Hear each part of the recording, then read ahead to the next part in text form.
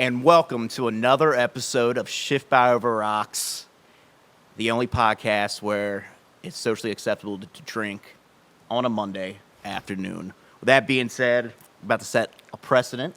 We always set precedents on this show, but I got the first returning guest on Schiffbauer Over Rocks, author Harford Hopson. How you doing today? Good. I didn't know I was the first returning guest. Oh, you I are? didn't realize that.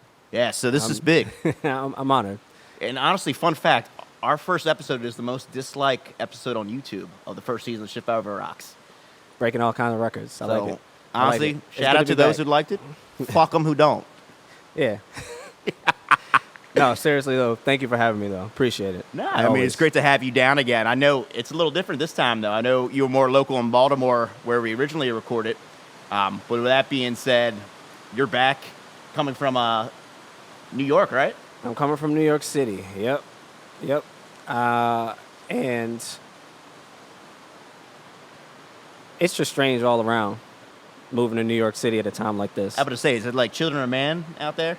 Yeah. I mean, my girlfriend and I were actually in Midtown a couple days ago. It looks like I Am Legend. It looks like, it's a ghost town. It's a zombie land. There's police on every block. Times Square, all the LEDs are on, but it's homeless people every block as well. So it's a little bit fucked up right now. But we got lucky. We ended up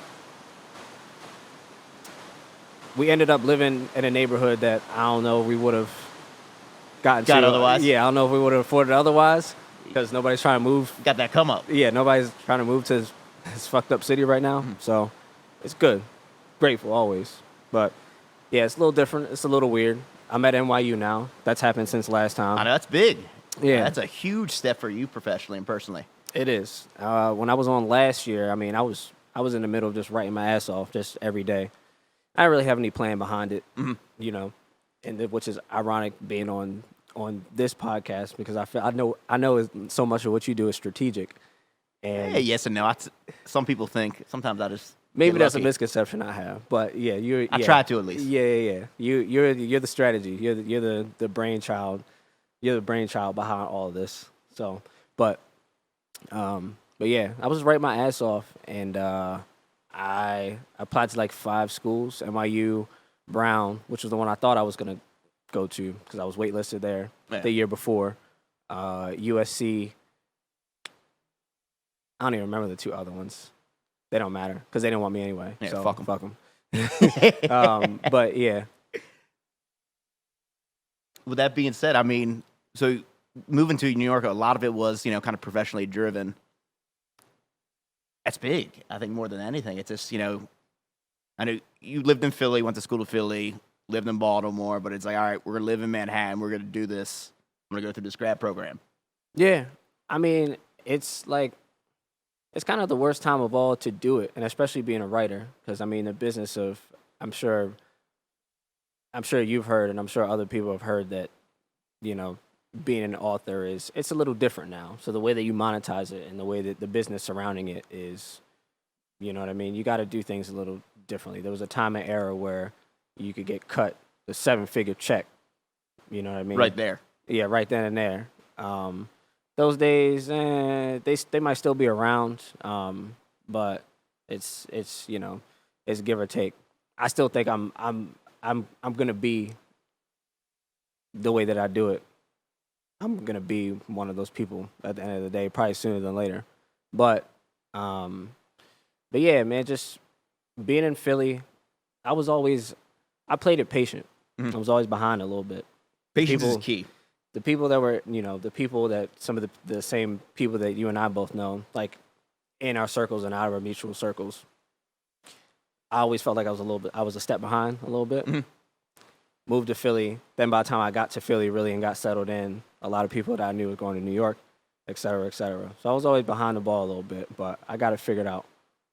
I found out that's just basically my strategy behind everything. Just keep putting the pen to the paper, no matter what it is you do, really. You know what I mean? Because most people really aren't doing it. No, and I asked a lot of people in the space, and I'm sure it's probably like this in other areas of creative work and business too. Most people don't even want to get up out of bed and do what they want to do. Or they say that they want to do. The thing that they say they want to do, right? Allegedly. Right. Whether it's business or whatever, or creative stuff, they say I need to have a plan behind it. They say I need to have it all out in front of me first. And you're never ready. There's never a point in time where you wake up and you perfectly craft it and then you see the vision through. Success is always one of those things that happens where it works out for you if you put in the time and you put in the effort and you're really dogging your ass off to try to get there. But it always happens in a very different way. Like I said, I got waitlisted 2 years ago for Brown. And that was once that happened for me, that was like the goal. Like that was the thing. Like, all right, I'm gonna get into Brown. Yeah. Because once you, it's right in front of me. We're gonna do it. Yeah. I mean, once you get teased with, fuck me, like an Ivy League program, with opportunities like that. I mean, not Ivy League, but I can relate in some retrospects. Yeah, definitely. Any big moment or opportunity that you feel like that's out, bestowed upon you, and that you hadn't expected before. I'm basically, for the most part, first generation college student. So that shit for me, like Brown, I was like, all right, that's next level. This is what it is. So I was gearing towards that, and I took maybe after I got rejected, after I didn't get in. This was like late 2018. I went back to the drawing board. Maybe only took like a month off. Mm-hmm. Maybe gave myself a month's worth of chill, and then I got back to it. Started redrafting the sample. Started working on something new or whatever, and I sent it into Brown. Again, they didn't even put me on wait list this time. I reminded them who I was, and sometimes you got to do that. They didn't. Yeah, I mean, it wasn't. It's it's a tricky thing because it was like. I was trying to get advice from my mentors and people around me on like how I should do it. And I was like, how should I bring this up without seeming conceited or making it seem like they owe me something? Yeah. So, and I think I did that. I think I told that fine line, but they didn't even put me on wait list. Like, it's just, and I feel like at the same time, like on a rise or trajectory of anything that you're trying to do in this life, you need to, I was about to say humble, but I stopped because you kind of do. I don't know. I have a strange relationship with humbleness and being humble, but you always do need those things. I'm with you on that. I think it's being grounded is a better word than being humble. Yeah. Because the moment you start skyrocketing, it's important before you get so far up in the clouds to go say, wait a minute, you still got some shit to do. You know what I mean? Yeah. I think you got to be grounded in your principles and grounded in your reality as it does change, as opportunities do present themselves. Yeah, definitely. So I'm in New York now, and it was good to come back for Bushel Bash. I'm about to say, we had a hell of a time. We did a lot of drinking this weekend, but I know you told me in the green room you got a little something. I do. I came again with gifts, and I think that I'm pretty sure I got that. I got the reoccurring guest role. Yes. And then you're hitting high marks right now. And then I started the trend too, right? Oh, yes. I started, so yeah. We have other folks have bought bottles on Schiffbauer Over Rocks since you have, and yeah, I did see that jersey swap though. That was hard. That was pretty hard. That was Bryce's idea. Yeah, so they got the Russian standard again. If for viewers or listeners who are privy to Schiffbauer Over Rocks, I brought this last time as a little parting gift. And we smashed some Busch Lights on top of that. Oh, yeah, we did. And that turned it into seeing that Shia LaBeouf movie and then drinking the rest of the Russian standard off camera. We did. The whole bottle. Would you like some? I would love some. All right. Thank you, comrade. Yeah. Ooh. So the thing about Russian standard, for those who are not familiar with this fine delicacy out there, it's like a mid-tier price, but it is very refreshing. Like, I think I prefer more than Belvedere and like vodkas of that nature. No, Belvedere's trash. Yeah. Belvedere's trash. You heard it here first. But I think it's overrated. Vodkas like that. You're paying for the branding and the price tag. But Russian Standard, I don't know, something about it. It goes down like water. There's really no other way to explain it. It goes down like water. On that note. Yeah.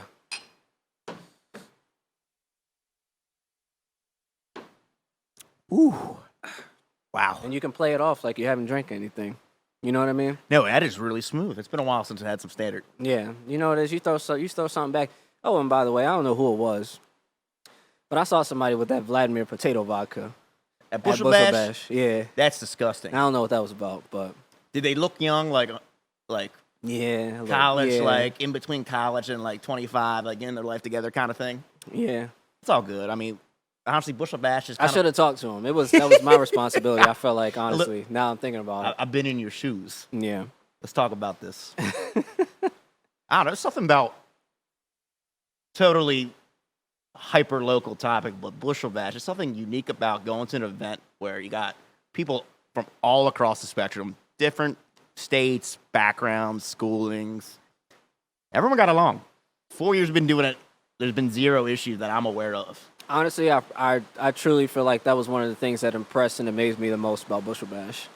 Is that, like, everybody, I mean, it's no secret that we're going through some fucked up shit right now. Yeah. And that shit is unprecedented. Yeah. It's the kind of shit that makes Thanksgivings uncomfortable. You know Very what I mean? uncomfortable. So, I mean, the idea that, like, the idea we were able to get everybody together the way that we did, the way that y'all did, and inviting people like me into it, it was kosher. You're a Bushel Bash vet. I am at this point, but like you just you know what I mean? You never I laid it down on the bike. I think I was a veteran with this. Oh, you were. So Yeah. a little more context for viewers out there. Bushel Bash is the premier beginning of summer, but with Corona, end of summer event in Southern York County. It's where, we open a bunch of crabs. If you're from Maryland, it's a big thing with us.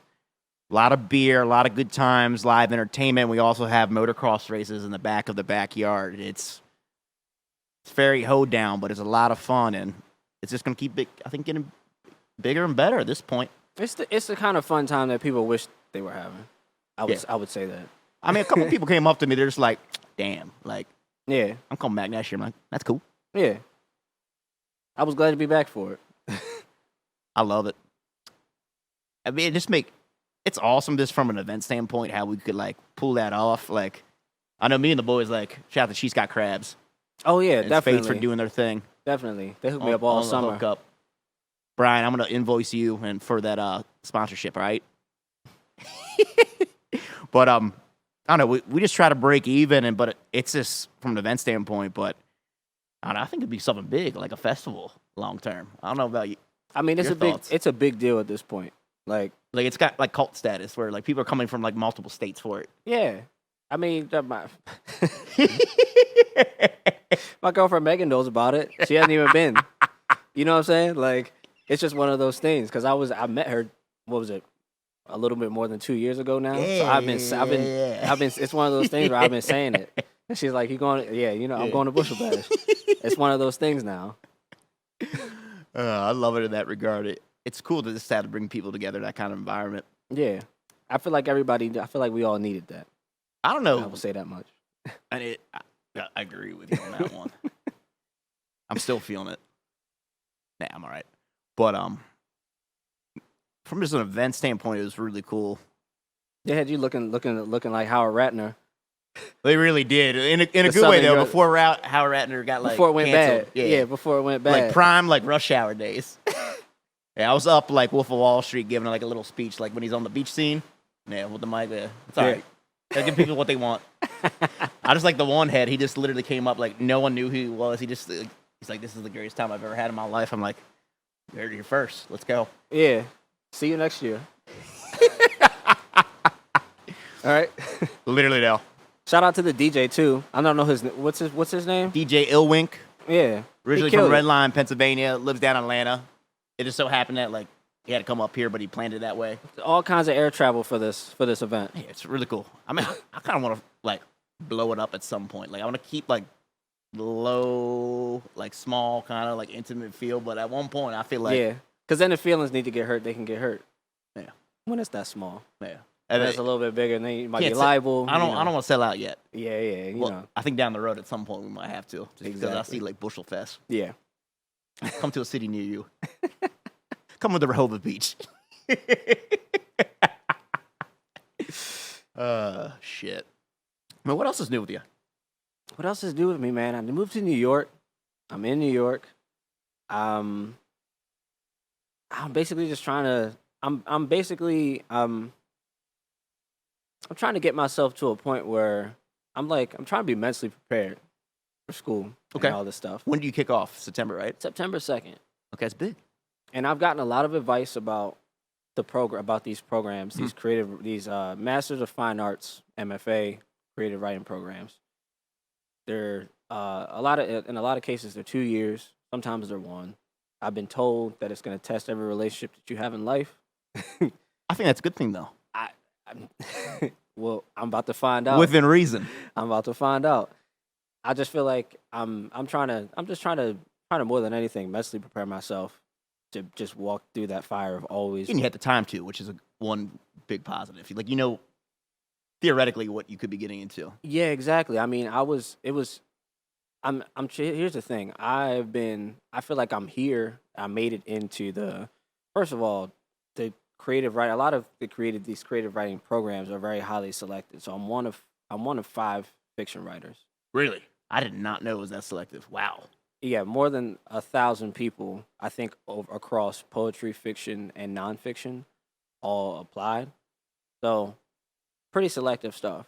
So I know I'm in good company, and I know You're the 1%. exactly. I also know I've earned the right to be here, and I think what's been, at least from a creative standpoint, been personally problematic for me is finding and connecting with other people who are as dedicated and as devoted. Because before this, I feel like for the last 2 years on average, I've been putting pencil to paper for. I know you've been writing every day on top of working full time. Yeah, 5 and 6 hours at a time, and so I feel like I'm really curious to see what this workload is going to be like. Whether it's going to be more or less, whether it's going to be something I'm already used to, or it's going to be something more. You know? Yeah, it's kind of fucky, so you don't know exactly until you are in there. Yeah, exactly. And there's also, from a mental standpoint, it's like I'm political now. I am with the and what I mean by that is like with the political climate and everything that's going on right now.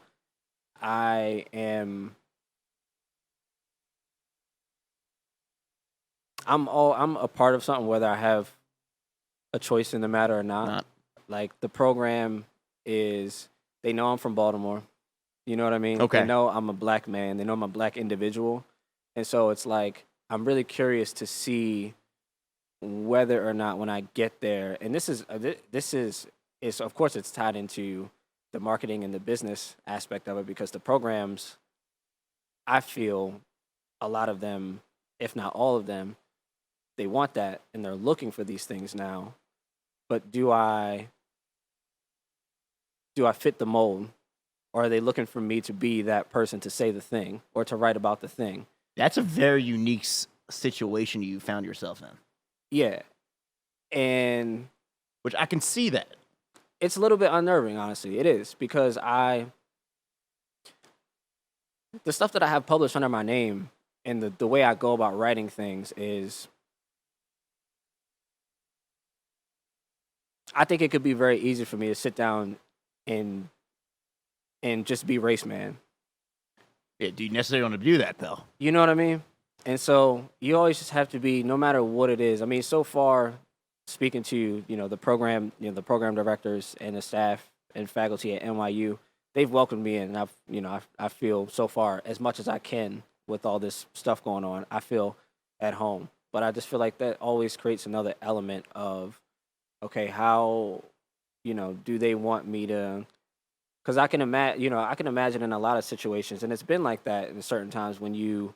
And maybe it's been like this for you, maybe not necessarily with race or anything like that, but when you go into a room and you have certain expectations about the merits of your work, and then those expectations aren't really met, and then it's kind of like the air, the plug just gets, so something gets unplugged, and you kind of have like a deflated feeling. You know what I mean? Mm-hmm. So I'm real like I'm trying to be good up here to make sure.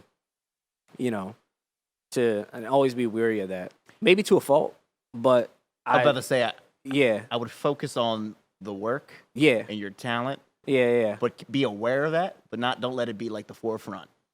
Yeah, and it's It's very interesting that you say that because I feel like a lot people don't like to talk about it, but a lot of like occupational opportunities have a lot of political ramifications to it.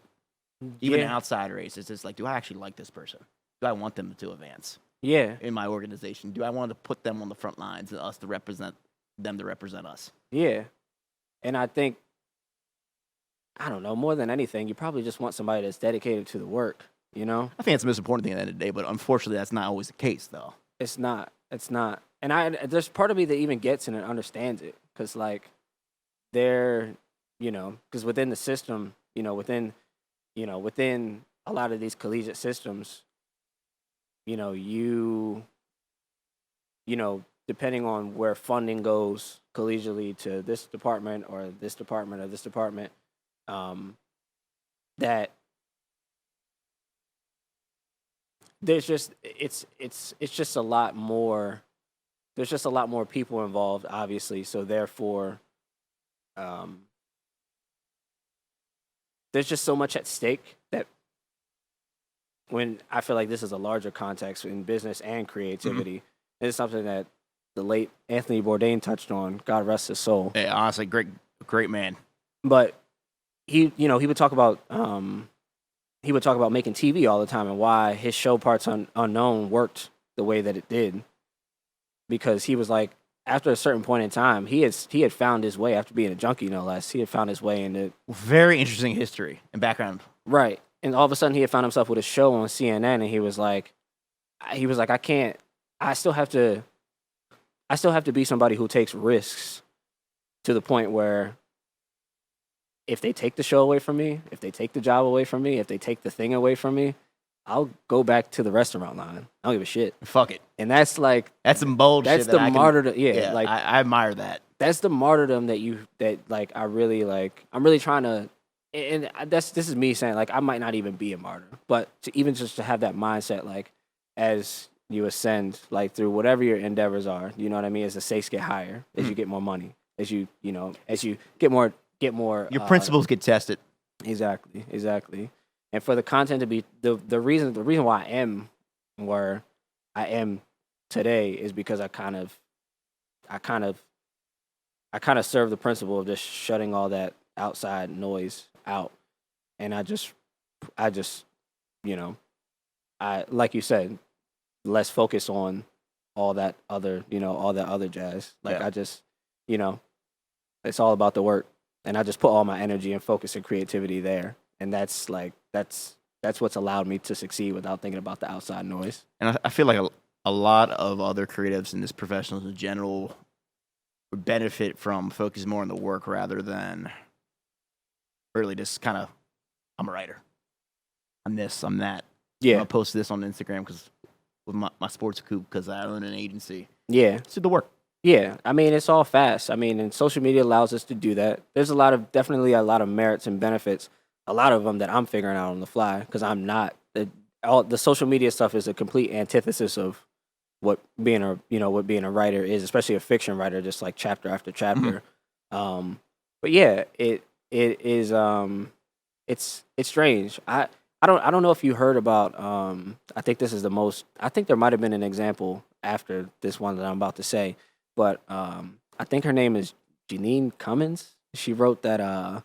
She wrote a book that Oprah picked for her book club. Really? Yeah, and apparently it was like a it was a book about, and I might not do it justice or whatever, but basically the book got torn apart because it was this white woman who claimed that she had some kind of Hispanic heritage or whatever, and it was about like it was like a documentation of like the cartels and you know what I mean. It was like it was some kind of a drug cartel fiction book. It got celebrated and picked by Oprah. The internet lost its fucking mind. Like they threw mud on it like ad nauseum, which it's, and I bring this up because I bring this up to say I think it ties into how I'm feeling about being in New York City and potentially going through this 2-year program and having my baby out at the end of it, having my little, my dream child, like my book. and the perception of doing that, and also while being expected to write it in a certain way, which I feel like is a creation of, like, that's the publishing industry in the world. What was my thing? Like, a lot of people were getting mad about the fact that it got the 7-figure book deal, which I totally understand that, and I understand why. Yeah, but there's politics at play. Exactly. Because if somebody came, it would be like the same thing if, you know, I don't know, if somebody came into Baltimore and wrote about, like, dirt bike culture and had lived it a day in his life. You know what I mean? Yeah, it'd be pretty fucky, though. Yeah. Where's the authenticity about it? But it's just like... Yeah, like, fuck you. But also at the same time, that there's I just felt like the scrutiny... First of all, there's part of me that sympathized with her for taking a chance to write it, because I feel like whether it's business or the creative world, like, in any vein, like, we have to give our peers the opportunity to fail. I agree with that. Because if you're gonna push, you know what I mean? It's like a harsh truth, but yeah. Yeah, I mean, because if you're gonna push the envelope, and you're really gonna try to You're not going to execute flawlessly every time. You're going to fuck up every once in a while. Exactly, and that's like. It's kind of like the mother bird kicking the little hatchling out the tree. Yeah, I mean, you learn on the fly. I from a personal standpoint, like, I never feel 100% comfortable writing, writing woman characters. There's a good chance that I probably will never be as good as I am in other areas where I excel. No, you know what I mean? And that's your strengths and weaknesses as a writer. Exactly. And all I could do is work on it and try to get better. And if I fuck up somewhere, then you just say, you say word or whatever, and we'll have a discussion and dialogue. Like LeBron about didn't have that. a 3-point shot for a little bit there. Exactly. He worked on it. And so with Janine Cummins in this book, it was I almost sympathized with her a little bit, because to say something new and unique, you're never gonna do it playing the safe route. But no, any scrutiny and criticism should probably be reflected at the book publishing industry. It's like if you're an agent, that's where you cut your checks, looking for that stuff and figuring out what's going to sell. There's a lot of conspiracies about how it was all there was a lot of conspiracies about how it was all a ploy to sell a whole bunch of books. Like Chance the Rapper being an industry plant. Exactly. Like Oprah. His music is cheeks at this point. Yeah. That's it. I feel like the only song I ever listened to faithfully was Lost, Chance the Rapper. That was off of. I couldn't even tell you. Yeah. I couldn't even tell you. One of those albums, mixtapes. But yeah, it's just one of those things where, like, it's the publishing beast deserves a lot more.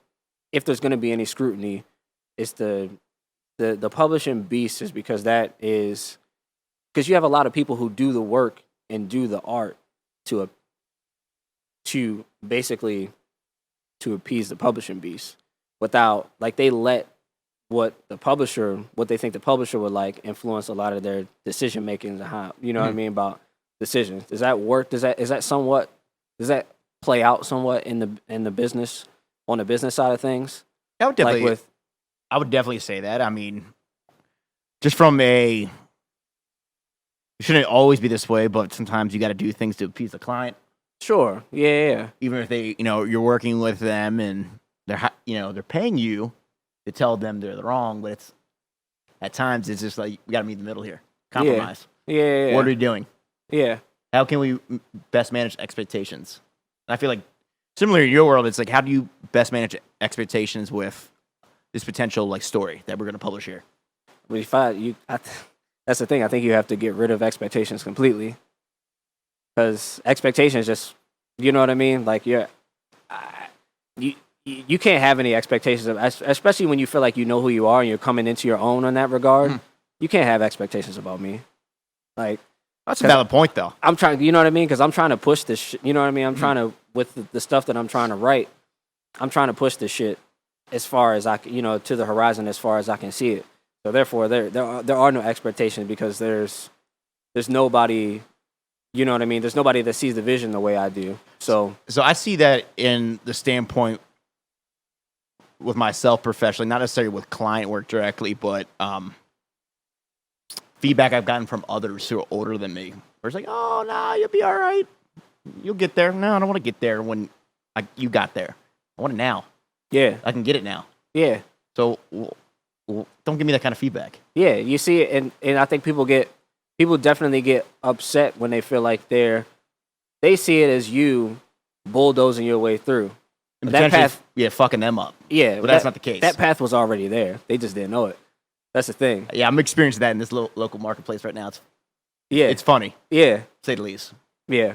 So it's interesting. I'm like, so I say all that to say, basically, it's for better or for worse, I'm really these next 2 years for me. It's like because I'm gonna have a book. I'm gonna have another novel finished after these 2 years, and it's the most important thing is it's got to be me, and that's the thing.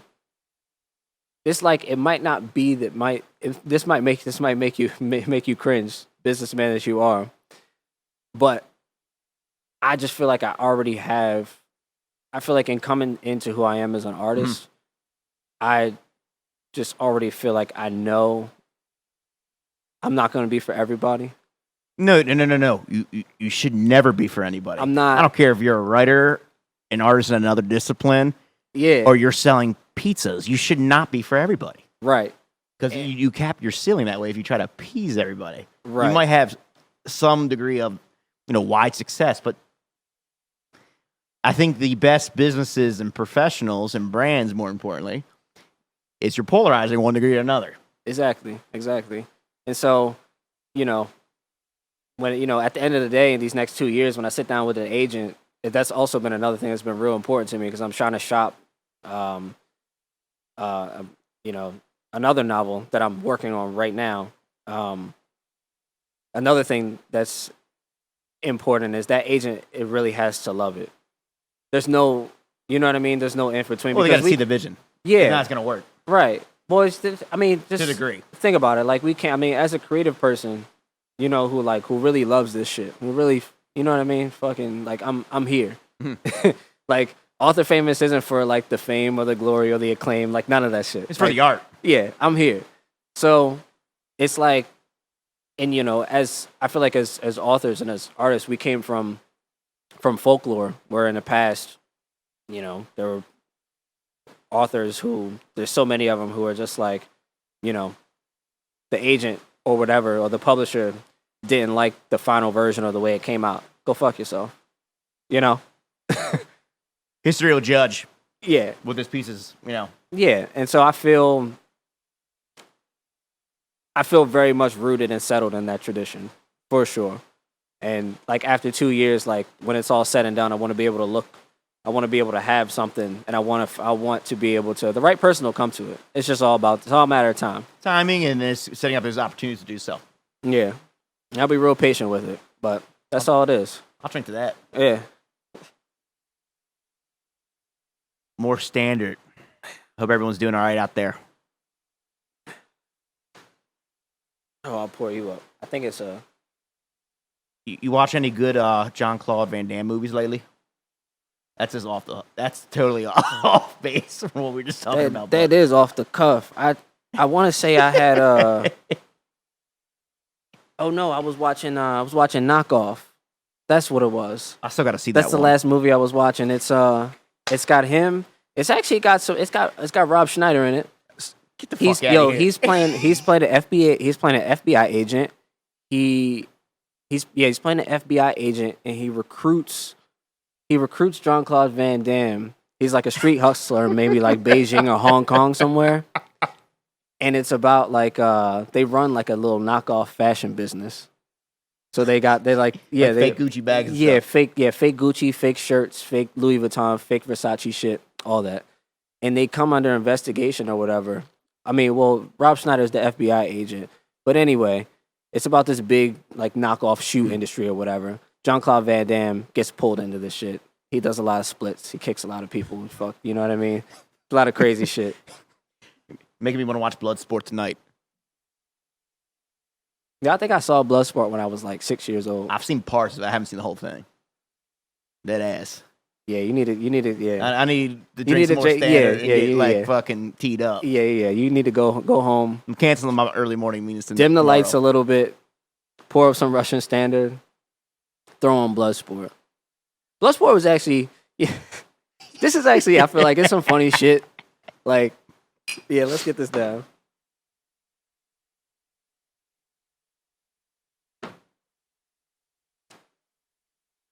Woo! I poured that one a little thick.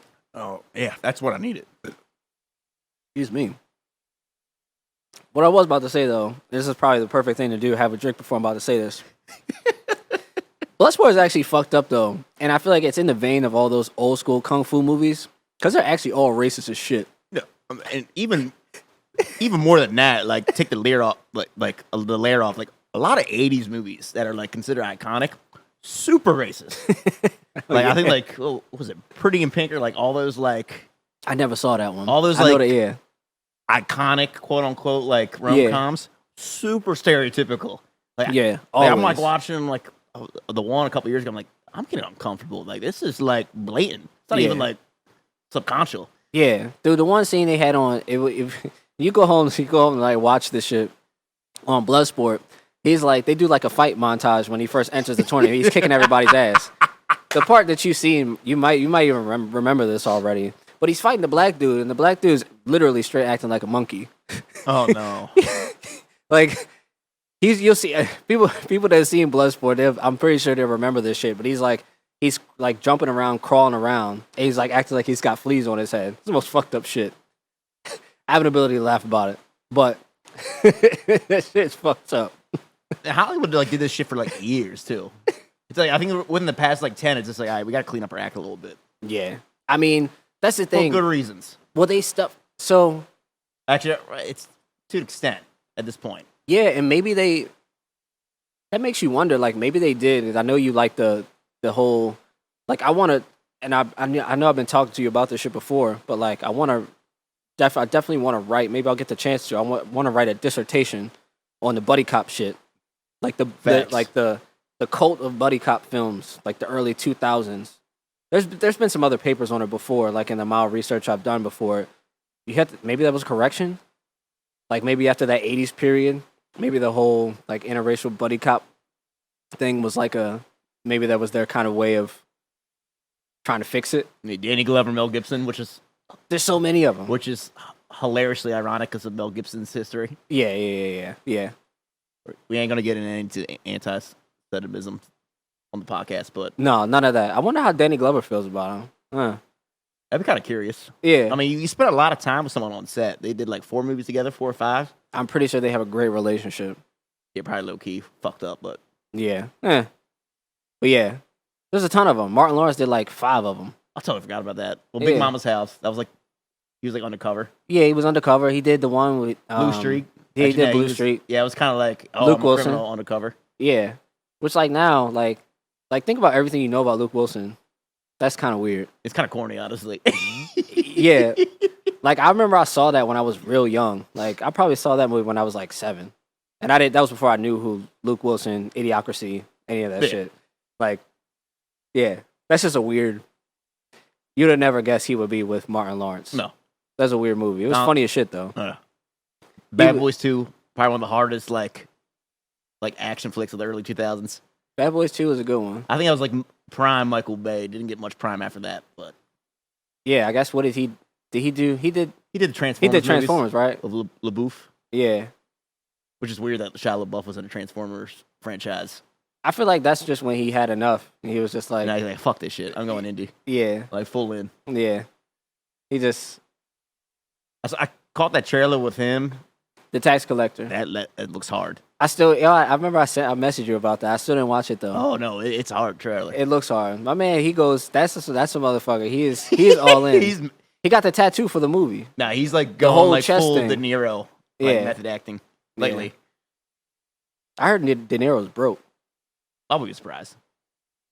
Got a divorce or is in process of divorce. Right. He's going through it legally. He's been doing some shitty movies lately. Yeah. That's still kind of like crazy. I feel like it's some shit I feel like he just gave up at a point. He's like, oh, here's my full resume. I'm gonna just chill now at this point. Yeah. And cash some checks. I feel like though, if you've done certain things in life, especially with the iconic status and the reverence that we as America just like bestow upon Idols. our people. Right or wrong, we do idolize people. Yeah, like you did Casino. You should never go broke. Oh no. Honestly, unpopular opinion, Casino's better than Goodfellas. That's a staple opinion of his. I do not know if I co-sign that. It's a beautiful movie. I had to go back and watch it again because truth be told, I only saw it one time. Honestly, all the way through. that's what I'm at. Bloodsport, Casino, double feature. Bloodsport, Casino, double feature. I'm gonna be up to like 5 a.m. at this point. Right. I'll do some client work. I don't know. Disclaimer. I don't know how much will actually progress, but hey.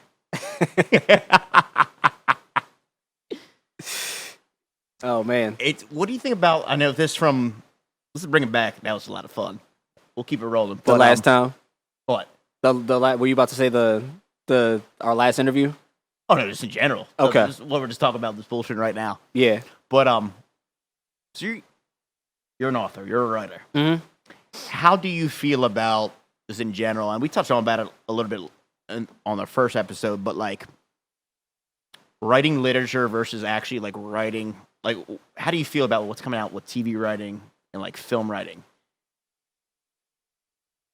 Because you're a writer at heart.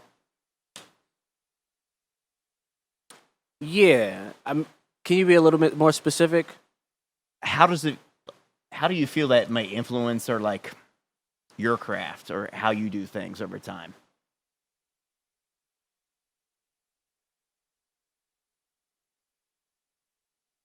I honestly think the best way that I can answer that truly is it just can't. It can't influence me. And I can expand upon that. No. But like, I'm intrigued. That's a great answer. No, but like it can't because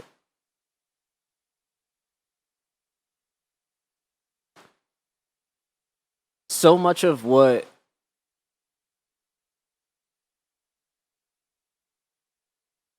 there's a lot of what's coming out right now that at least I feel, in my opinion, is it's not thoroughly examined. Okay. And what I mean by that is it's not something where I'm trying to disparage necessarily the stuff that's coming out in TV and that's coming out in film just for the sake of it. But I can't, and this is a really hard thing to do as an artist, to feel like you're getting put out to pasture a little bit when there's things that come out, when there's, because like, how are you gonna either embrace trends or reject trends or keep doing your own thing? Because that's what you believe in, and this is like the long-term vision of what I believe as an artist, and here's my audiences. Exactly, and that's even in business too. It's just like, not to get too off track. I want you to finish this because this is a really great talk. No, please go ahead. We've hit, but I think this year in general, it's just like kind of disgusting. But like, I understand out of necessity and emergency, but it's. Yeah. I've seen businesses, not necessarily clients of mine, but like completely pivot because of coronavirus for X, Y, Z reason. Yeah. And I've seen, I think, which is repulsive, agencies and other marketers try to like take advantage of that. Like, oh, Corona, how do you adjust? Yeah. You shouldn't be talking about Corona adjust. You should talk about how do you manage a crisis. And that way, long term, even if it's relevant now, it's relevant 5 years from now or 10 years from now. Yeah. Or if someone's having a crisis that might not be a nationwide trend, they can relate to the literature you're putting out, the content you're putting out. Yeah. But I've seen too much bait and switch from like other agencies and like service providers out there, which is it's very distasteful. Yeah, and I think that that I could see that same trend applying to TV and film in the way of I think all this stuff that's coming out about racial inequality and about whatever inequality, like all the because I feel like the our entertainment, especially with TV and movie writing, is being geared toward that way. And I do feel like a lot of it is certainly necessary. Also, at the same time, I feel like individually, because it's coming out, because all of it, because there is an opportunity to seize on, and therefore it's coming out rapidly. There are so many things that I've seen since we've been in this kind of this TV movie era that have just gotten lost in the sauce for me. And I feel like you know what I mean? Like what, And I hate for that reason, like what distinguishes itself from the rest of it, if that makes sense. You know what I mean? I feel like, at least from a viewer standpoint, where you have these series where I can name X a number, but like you have a gay character, which is great to have that representation, but like, I feel like it's almost forced sometimes the storyline, the plot line around this gay character or this character who might not be heterosexual. Is it because the studio is telling we need a gay character, or is it a legitimate part of the storyline that's going to progress the story? And in a lot of cases, I think it totally varies in a lot of cases. And Same thing with like racial inequality too. Are we forcing it, or is it a legitimate part of the story that propels it? I totally think it varies in a lot of, and I can't say which one does what or what or the other. But and I think somewhat to your point that I personally feel like I'm like because of the sheer volume in it all. Like when Do the Right Thing came out, I wasn't alive for it. No, I wasn't either. From what I understand, it was just one of those defining things, and it was one of those moments, and it was one different. of those. I It was authentic. I imagine that was I imagine that was I imagine that was something that Spike Lee probably took a little bit. He probably took 4 or 5 years to work on. I feel like what to wrap that point up, what I mean is about the volume is that there's certainly a pressure on me to feel like I have to turn around and add something to the conversation or else I'll get left out. Mm-hmm. And I think that is to more so answer your questions why I can't let it really get to me. That's like where my head's at, like surrounding that, because it's just like if there's going to be anything that comes from me that's good, it needs 3 or 4 or 5 years time. You know what I mean? And that's not to say that that it won't be about those same issues that we're talking about right now, but it just might have to come out. It just might have to be at a later date, which is fine because I see it from the standpoint, like outside perspective, is you're writing content that could be relatable, at really any point. It could be related in 2020, 2021. It could be potentially relatable in 2030. How, the climate may look like, depending on what you write. Yeah. It's something that could be applicable. This is a general theme of what I'm writing, but it's applicable to X, Y, Z. Right. It's not in the moment. Yeah. And time. It's not necessarily right now what we're dealing with from a socially standpoint or, an environmental standpoint. Yeah. It's a 10, 20 year thing. Yeah. Where you can pull from it like, wow, like that still relates. Yeah. And from a creator standpoint, time is your friend. Correct. Like, I mean, if you want to talk about mortality, we're all fucked. When it comes to time. Yeah. Time is the most important thing really we have. I mean, construct or not, but it's just like it's finite. Right. But when you're talking about time from a creator standpoint, from a it's more investment if you're actively working towards an end goal. Yeah. And so time is like and this is where I feel like the literary world has made some really good strides where they do workshops. Mm-hmm. They've been doing a lot of there's been a lot of literary organizations that have been doing workshops virtually and whatnot, like 12, 13, 14-week programs. Yeah. Like meet once or twice a week. Because you know, at the same token, it's like if all of us as writers, and I think I probably speak for all writers, if we could set aside everything and write for 7 hours a day, we really would, because that's what we want to do. Yeah, writers who are actually they embrace the craft. Yeah, and so, but what these what these literary organizations have done with these craft workshops, these 2 and 3 month long things, they're trying to give people who don't generally have that time, who are busy doing XYZ, give them that time to do stuff. So what I mean when I say that is to kind of wrap those two ideas together is, there's a lot of things that I want to talk about race for sure. Let's not bullshit it.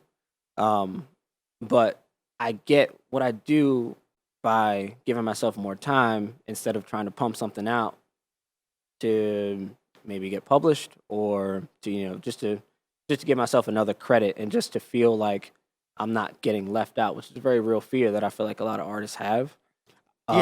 In order not to and the opposite of that then is the belief that you're gonna have something that's gonna last. You're gonna have something that is going to drive it's like what I was talking about earlier, that's gonna push trying to push the narrative. People forward. talk about 20, 30, 40 years from now. They pick it up and say, you're going to read your book. Yeah. And they're like, that book changed my life. Yeah. And that's something they're going to share with someone, and they're exponentially going to share with other people. Exactly. And that's time. Rather than just a moment where, let's talk about what's going on right now. I need to get my voice out. But it's a moment. If we make it super hyper specific. Yeah. And I do think, and and this has been a learning curve thing for me too, because I used to be really dogmatic about it. I think there's a time and place for that. I think the expediency of which stories come out, I do think that there's a time and place for that. That's just not that's not my lane. Let me take 3 or 4 years and really root myself in a civic issue or a story or something, or even a part of my life. And then what you get, for instance, if you write a novel, if you 3 or 4 years, which would probably be similar if you put which would probably be similar to creating and investing in a business on some level, is what happens is if you do it the right way, if you grow as a human being, then you get who you were in that first year, you get who you were in that second year, you get who you were in that third year, and that fourth year, and that fifth year, and you get all of that into one package. I feel like when Christopher Nolan wrote Interstellar, because how long did that take him? I heard. You tell me. I heard it took there's a number out there. Probably he didn't write that in a year. You know what I mean? Oh, absolutely not. He's had that story probably for years prior. Right. Or even if it's just like an outline. Right. Exactly. He probably conceptualized it I wouldn't be surprised, more than 5 to 10 years prior to even being released. Exactly. And my hope is, what I'm trying to do at the end of the day is,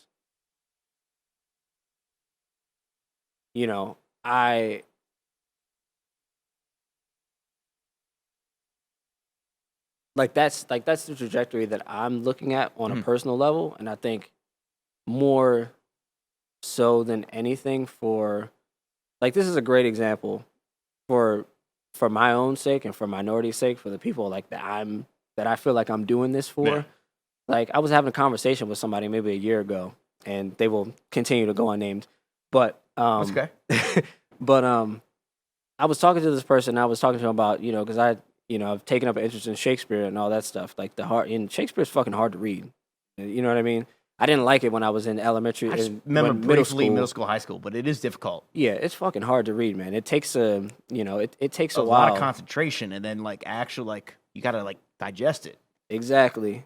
And I remember I was talking to him, and I was like, I had seen I think I went to go see Henry the Fourth or something like that, Henry Fifth. Like, I went to go see it in a play in Baltimore, and I was reading it beforehand to try, just to get an ear for it. And he was telling me, he was like, man, he was like, you could do yourself you could do yourself justice by just forget reading it, fuck reading it, just go watch it. And I was like, nah, man, nah, fuck that, because if you aspire to a level of creativity where the Spike Lees and the Christopher Nolans, if you aspire to that level, don't try to dumb me down. Fuck you. No, I agree with that in business. I think to an extent where you should have more action than rather than just constantly reading books. But you need to read actual, like, very specific things. Yeah. In your sector. Yeah. And digest it and take note. Yeah, and less so. It's even you less. You just can't watch, like, I hate to say it, but you just can't watch a 10-minute podcast or video. Oh, I know more about the subject now. You don't. Yeah, and it's honestly, I agree with you, and it's even less to do with the. It's even less to do with the base idea behind reading Shakespeare, but that is just symbolic of. I feel like, at least for minority's sake, for the people like my family, people, the people that are close. That someone would say that to you, just like the people that are close to me. It's like we are ready to. We're ready to be seen and validated on a higher degree. In that, I don't really have a better other two words than like upper echelon, but like we aspire to tell stories of the same magnitude that other people that we're sharing the space with are, and if we're gonna do that, then that takes like that takes get on that level. Yeah, then that takes that. Therefore, it takes that time. That's why I'm putting in those 3, 4, 5 years. You gotta become your own form of like F. Scott Fitzgerald. Exactly, and it's there's a lot of people who don't like that because they say it's following a mold, but that's fine. It's a passion. It's a pursuit of excellence. If you remove race from it, that's the way that I tend to see things, truly, and so I feel like that. All adds to that, goes back into that, as opposed to, I wonder where I would be, right? I wonder what my career would look like as an author if I, like I said in the beginning, they know I'm from Baltimore, they know, you know what I mean? If they you know just like took your lumps and just like, oh, I got these opportunities. Well, I just did the thing. You know what I mean? If I just talked about how Baltimore was fucked up, and I just talked about how... you just roll. And I just talked about, you know what I mean? I come from a complicated background. My father's a police officer. You have a very fascinating background. And, you know what I mean? And I lived in Baltimore, and I lived in the suburbs, too. So it's not like I could disregard all that and just do the, Buy my book. And just do the thing. But... the 2 to 3 or 4 year plan thing has always been more interesting to me. Cheers to that. I'll have one more final drink to that. Yeah. Of your game. Well, on that note, Harford, it's always a pleasure to talk to you. This is dynamic. I appreciate you having me, brother. I must say, you want to touch on anything as we wrap up here? Any final comments? Shout outs? I'm so excited for you. Lots of the opportunities that like you be able to manifest and get yourself in front of. I appreciate that. My website, it just went up live a couple days ago at DarianHarfordHopson.com. Is there somewhere that you can put it or somewhere? Should I spell it out? I'll put a link in like the actual like YouTube comments and like posts. Okay. As we know, when this episode goes live in the fall. All right. Yeah, we'll do that. Late summer, early fall. Yeah, we'll do that then. Yeah. Website just went up. You follow me on Twitter at HarfordHopson.com. You've got some really fucking witty tweets. Probably one of the best files I try. I gotta get. I really do have to get on there more though. No, you can grind. I get it. Yeah. I try. But on that note, brother, thank you so much for coming. There's one more thing. Let's hit go. This though.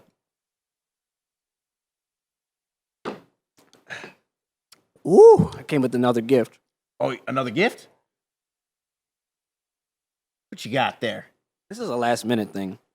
What you got there? What? This is Ustianchka. I think that's how you pronounce it. My Russian's a little bit rusty, but I believe that's how you pronounce it. It was a last minute find. I picked it up. That's what it was. You have to tell me how it is. Oh no, yes. Yeah, please do. We'll take maybe a little nipper prior or afterwards. Yeah. Is that? Yeah, right there. Yeah. So, regardless of how you feel about Russia, they're a very interesting political player in the world. Very fascinating culture.